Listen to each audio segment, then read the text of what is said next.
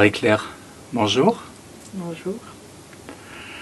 Merci d'avoir accepté notre invitation à partager sur cette relation que tu entretiens avec ta guidance intérieure ou l'être psychique, comme l'appelle Mère Sri Aurobindo. Avec plaisir. Alors je fais un petit préambule pour préciser que ce genre d'entretien n'a rien de sensationnel, c'est simplement pour permettre à notre audience d'éventuellement se reconnaître et pouvoir par la suite interagir avec les participants. Est-ce que tu peux nous parler un petit peu de cette relation que tu entretiens avec ton être intérieur, ton être psychique? Comment ça se manifeste dans ta vie de tous les jours?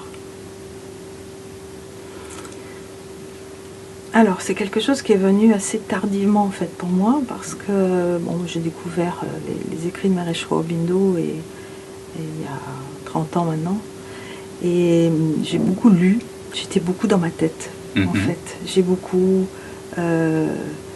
essayé de comprendre. Et puis en 2004, j'ai eu la chance d'être traductrice en fait pour le Dr Lascaux lors de ses séminaires quand il venait en France. Et ce que je viens de te faire faire, c'est ce travail de centrage donc dans le cœur, qui était pour moi en fait un travail pratique qui m'a permis de comprendre, ou plutôt d'expérimenter ce dont Mère parlait. Dans cette expérience donc de centrage dans le cœur qu'on faisait, j'ai compris ce qu'elle mettait derrière les mots psychiques, ou j'ai ressenti, pas compris parce que c'est pas avec la tête, j'ai ressenti, j'ai expérimenté. Et là, il y a beaucoup de choses qui se sont éclairées, il y a un shift qui s'est fait dans ma sadhana. Il y a vraiment quelque chose qui s'est plus ancré, qui est plus rentré dans l'expérience. Alors après, comment je vis ça au quotidien, c'est plus, je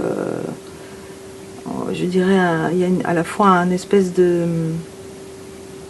je sais pas comment dire, un pense-bête ou quelque chose qui vient me dire, là t'es pas dedans, là t'es pas centré, ou avec la respiration, toujours, moi j'utilise beaucoup la respiration et le centrage dans le cœur pour me recentrer, pour me remettre, et à partir de là, je vais écouter mon intuition, etc.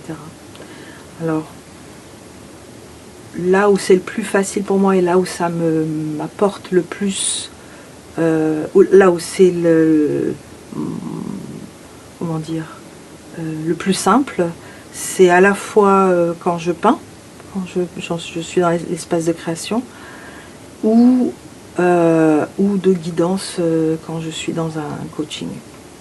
Là, j'ai l'impression que c'est un état modifié de conscience dans lequel je me mets qui va faire. C'est pas moi qui fais. D'accord.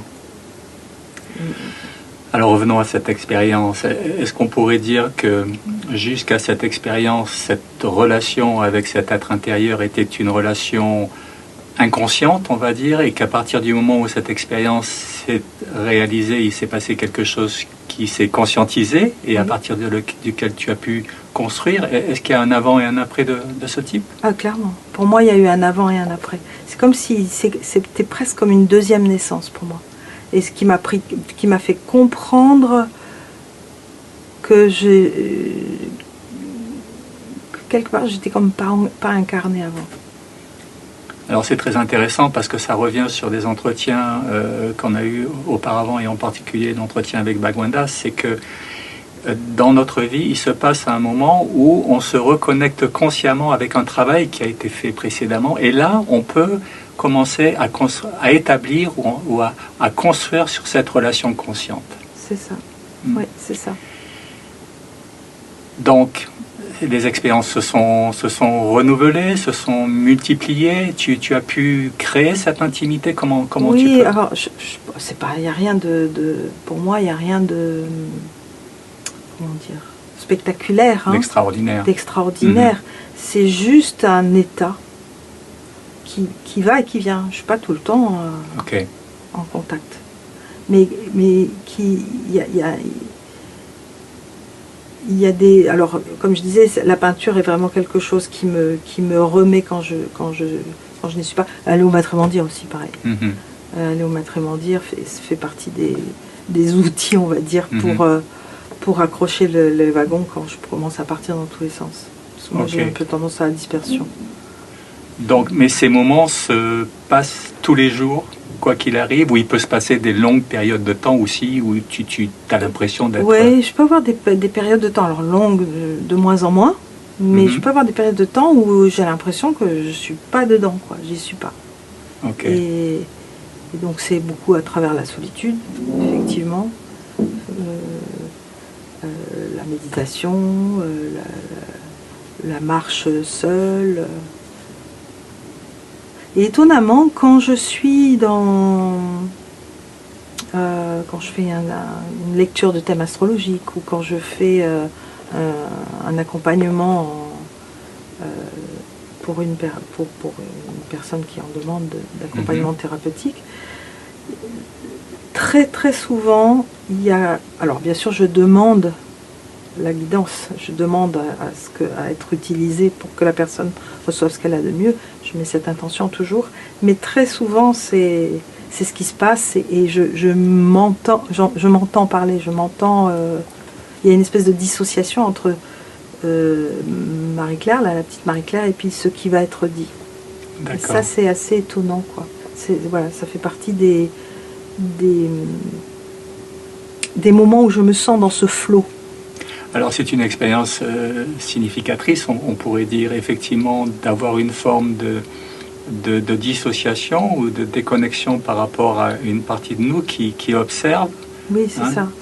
J'observe qu'il y a quelque chose qui se passe à travers moi. Donc je ne sais pas si c'est mon psychique qui parle, ou, tu vois, après tout ça c'est des mots. Est-ce que c'est mon psychique? Est-ce que c'est mère? Est-ce que c'est le divin? Est-ce que c'est mon soi supérieur? Est-ce que c'est l'univers?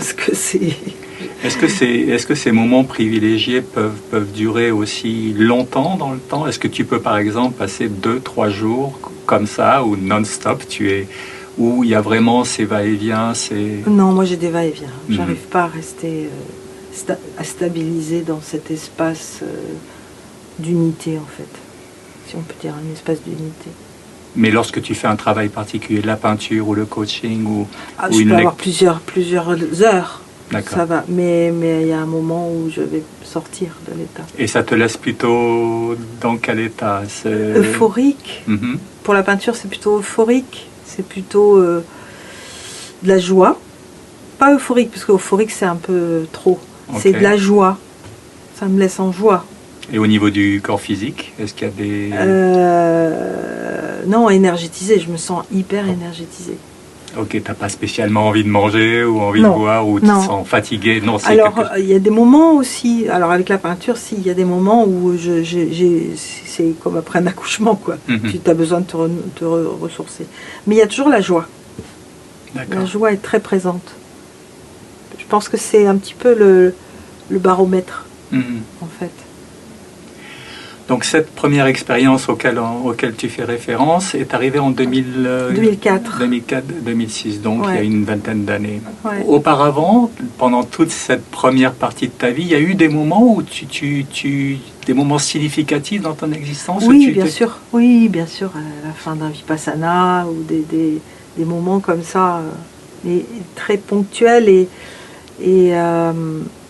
le moment, en lisant, tu vois, c'est pour ça que c'est important pour moi de faire ce témoignage, même si c'est mon intimité, par rapport à Satprem, qui en lisant Satprem dans le Sannyasine, il y a un moment où je ne sais plus comment il dit ça, mais il parle de ça.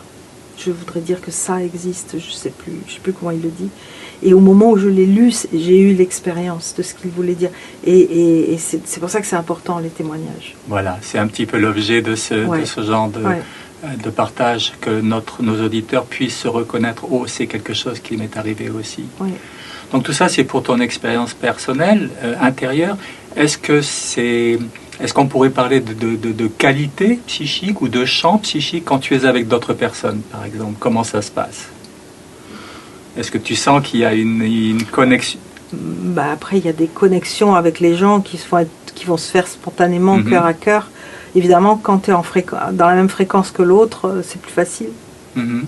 C'est plus facile d'arriver à cette syntonisation, en fait. Donc, il y a la capacité de créer ou de maintenir une sorte de... Ce que j'ai l'impression que j'ai développé depuis ces années-là, c'est vraiment une ouverture du cœur et une disponibilité qui fait que ça prend le pas sur le jugement et l'analyse qui peut être un peu critique. Et voilà, et ça m'a ouvert, voilà, on peut parler d'ouverture du cœur, quoi. D'accord. Voilà, je mettrais le psychique avec cette couleur-là. Une forme de disponibilité, d'ouverture et d'accueillir l'autre comme il est. Et est-ce qu'on peut dire que cette ouverture et cette disponibilité sont maintenant des qualités qui sont vraiment intrinsèques à toi, qui sont tout le temps là, ou il y a des moments où... Bien évidemment, il y a des moments où il y a des gens avec qui ça me demande de faire plus de travail sur moi pour accepter la différence, accepter une vision du monde qui est très différente de la mienne. Mais en même temps, c'est vraiment ça que j'ai envie de développer. Pour moi, l'avenir d'Auroville, il est dans cette ouverture où on est capable d'entendre un discours différent d'une autre et de rester en présence et en conscience dans le cœur. Et de ne pas juger. Pour moi, ça fait partie des challenges d'Auroville. Je ne dis pas que j'y arrive tout le temps. Est-ce qu'il y a des outils qui te sont particulièrement favorables pour entretenir Bon, tu parles de ton travail, de tes activités, mais est-ce qu'une orientation, est-ce que tu t'astreins à lire, par exemple, ou à méditer tous les jours Oui, je lis pas beaucoup, moins ces derniers temps. J'ai beaucoup lu, je lis beaucoup moins, mais je lis un peu. Je me sers, je lis, j'ouvre Savitri comme un livre d'oracle. D'accord. Qui va me donner des messages tous les jours. Ça marche? En tout cas, moi, ça me fait beaucoup de bien. Je ne sais pas si ça marche. Mais est-ce que tu, avant d'ouvrir Savitri, est-ce que tu poses une question? Non, je demande un message pour la journée. D'accord. Donc, je me sers de Savitri, de l'agenda aussi. Ok. Voilà, et puis d'autres choses, pas que Mère et Chouambino. Et pour moi, la respiration et la concentration dans le cœur, c'est vraiment important. Mettre ma conscience dans mon cœur et respirer dans le cœur. Puisque, je le dis en anglais, c'est plus joli en anglais, ça rime. Energy flows where attention goes. Okay. Donc, si tu veux mettre de l'énergie quelque part, tu mets ton attention là où tu veux la mettre. Et donc, moi, j'essaye vraiment de la mettre là, plus que là. Ok, donc ça, on pourrait vraiment dire que c'est une pratique. C'est une pratique quotidienne. Et c'est même pas quelque chose que tu t'astreins à faire, c'est devenu une partie de toi qui... Tout à fait. Et ça fait partie de cette ouverture dont tu parlais tout à l'heure. Tout à fait. C'est vraiment quelque chose qui est devenu une pratique régulière, qui est que je combine avec le mantra en plus. Donc mettre le mantra dans cet alignement, si je puis dire, où on est bien conscient qu'on est des êtres de lumière qui font cette expérience de la matière et du corps, et pas l'inverse, et que cette expérience-là, en répétant le mantra, puisque la répétition, le subconscient, il a besoin de répétition, donc le mantra, la répétition de la concentration dans le cœur, voilà, ça fait partie de mes rituels. D'accord. Quotidien et vraiment beaucoup, quoi.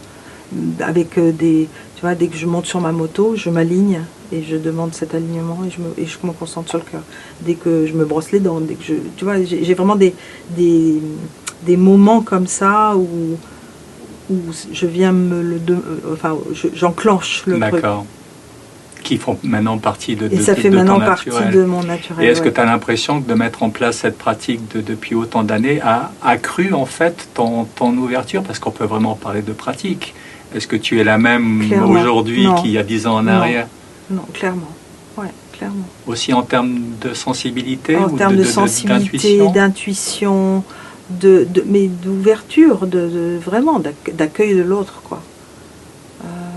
D'accueil de l'autre, surtout. Je pouvais être quelqu'un de très très critique. De l'autre en tant que personne, mais Oui. aussi, on va dire, Et même de moi, surtout de moi, en fait. En fait, c'est même ça. C'est surtout de moi.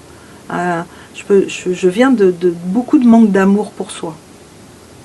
Et aujourd'hui, ben, je suis plutôt en paix avec moi-même, quoi. Il y a bien sûr encore des petits Alors, si bouts. on faisait une spéculation sur l'avenir, comment tu penses que tout ton niveau d'énergie, ton ouverture pourrait évoluer dans les 10, 20 années qui Tout arrivent? le travail est là, hein, de continuer à augmenter notre rayonnement, notre fréquence, notre capacité d'amour pour soi, pour l'autre. Pour moi, c'est ça, hein, la nouvelle conscience. D'être dans cet espace où l'autre est un autre moi, quoi. Et je le traite aussi bien que je me traite moi. On va maintenant parler un petit peu des pièges. Ouais. Est-ce que dans ton quotidien, dans ta pratique de tous les jours, est-ce que toi en particulier, tu es confronté à certaines menaces ou à certains pièges qui viennent de toi ou dont tu sens, ça il faut que je travaille pour éventuellement aussi aider nos auditeurs. Des choses dont tu dois te méfier en particulier venant de toi.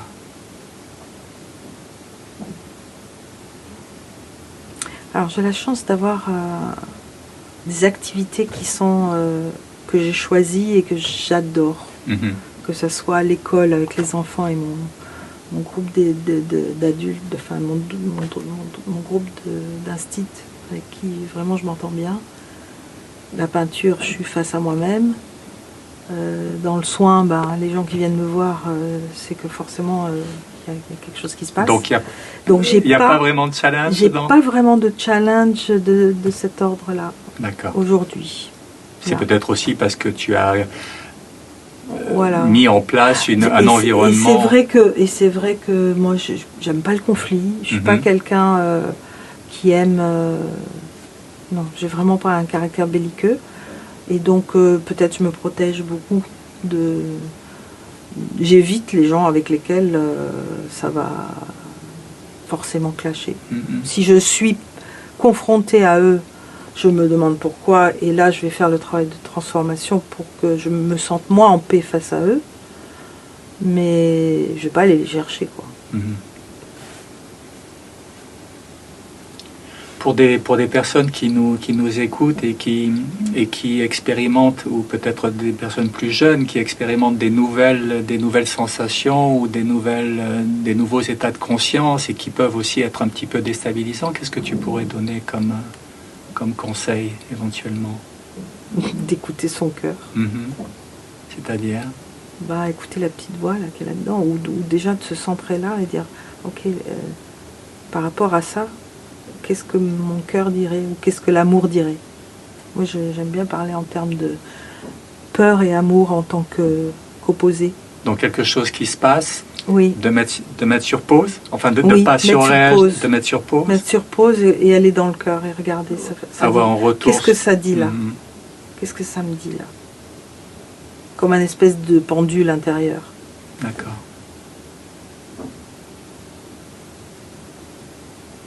Très bien. Est-ce que tu vois quelque chose de supplémentaire à ajouter? Non, j'espère qu'il y a de plus en plus de monde qui deviennent conscients de cet espace, justement, et de l'urgence. On se demande si c'est la multiplication de toutes ces personnes qui s'éveillent à quelque chose d'autre, ou si c'est le monde qui est prêt, ou si c'est un effet. Mais tu sais, il y a l'Institut HeartMath qui a fait une très jolie vidéo qui parle de ça, justement. Ils expliquent ce que ça fait au niveau fréquentiel, en fait, quand tu te mets dans le cœur. Tu vois, le docteur Lascaux, là, que j'avais accompagné donc, dans ses stages en France, il a fait tout un travail sur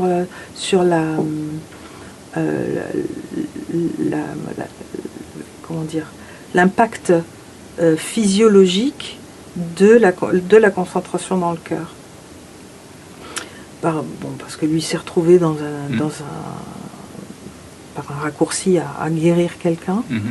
Et le mec a eu une rémission de cancer, donc il a étudié en labo après tout ce qu'il avait fait spontanément.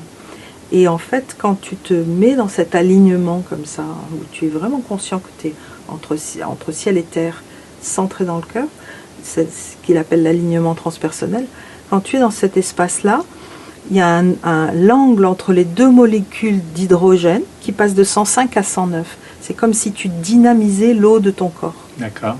Et cette dynamisation va te faire changer de fréquence. Ça va mettre en cohérence électroencéphalogramme, électrocardiogramme, électromyogramme. Donc tu deviens comme un espèce de laser humain. C'est comme ça, ce sont les termes qu'il emploie. C'est comme si ton énergie, tu vois, un laser, c'est une lumière diffractée qui va devenir tellement centrée qu'elle peut couper la matière. Et donc, tu deviens un instrument pour couper la matière, c'est-à-dire transformer la matière. Et c'est intéressant cette localisation aussi, parce que dans d'autres entretiens, on a mis le point sur non pas sur l'organe, mais sur cet espace en fait entre le cœur et la moelle qui dans une autre dimension, qui serait aussi, selon certaines traditions, la localisation. Il y a aussi l'espace qui est le centre du tore énergétique dans lequel on est. Et ce centre du tore énergétique, il est à l'aplomb des cervicales, devant les vertèbres dorsales. Et donc c'est le centre de cette espèce de donut dans lequel on est, énergétique, qui est le centre où les forces s'annulent en fait. Donc l'espace de silence. Les Indiens, ils appellent ça la grotte de Brahma. Donc Mère, elle appelle le psychique, la grotte de Brahma. Dranvalo Melchizedek, il appelle ça the tiny space of the heart. La Torah et tout ça, j'ai oublié le nom, mais eux aussi ils en parlent.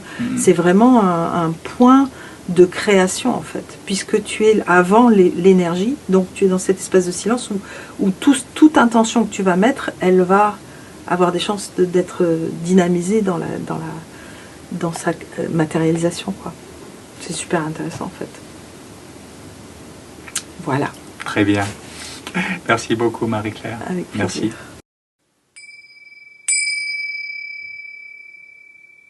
Thank you for listening to this testimonial. If you would like to take part in this project on the inner being, or if you have any questions or comments for our team or participants, please feel free to contact us using the email at the bottom of this webpage.